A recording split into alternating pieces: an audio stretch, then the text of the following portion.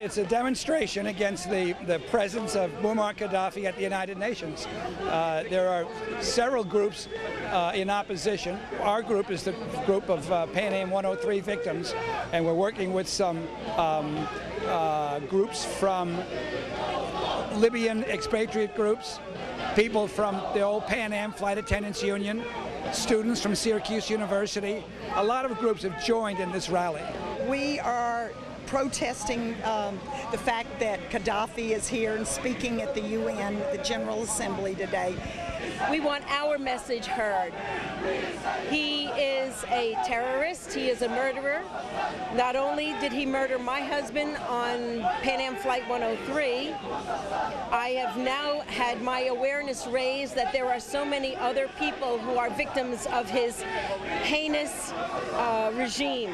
I lost a brother.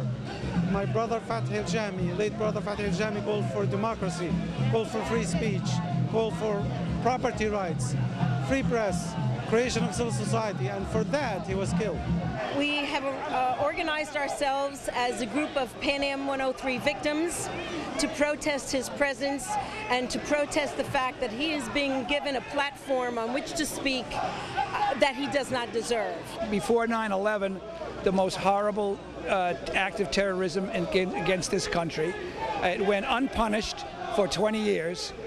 It is still unpunished because the one person that was arrested was let go.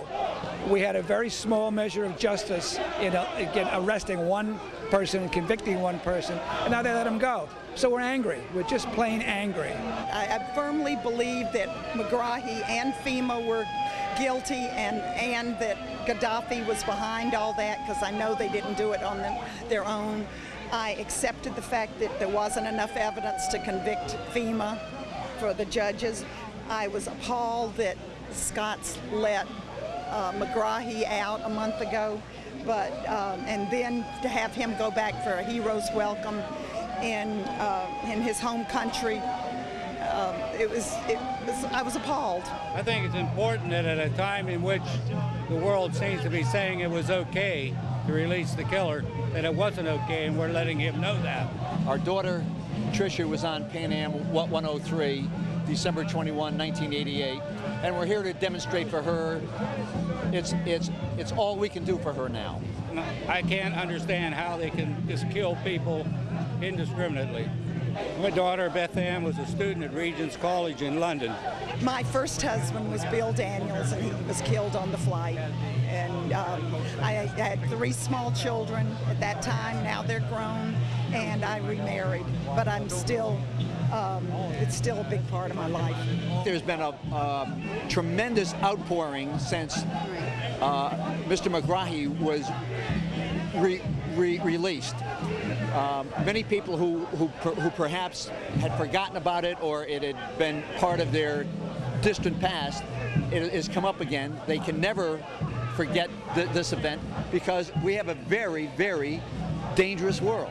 These people were innocent people that were murdered, and they were innocent, and I don't want any of that to be forgotten. And there was a man behind all of this, and that was Muammar Gaddafi, and he's still in power. The pain of the Lockerbie victims and the RAF victims is the same pain as the Libyans, and we need to influence the policy of the State Department and our leaders. There's still an open case against certain unindicted co-conspirators. I don't expect that much will come of that, to be honest with you. Even if we could indict somebody else, if we had evidence against somebody else, he'd have to be extradited, and Gaddafi wouldn't turn him over. So the criminal trial is open, but it's not open.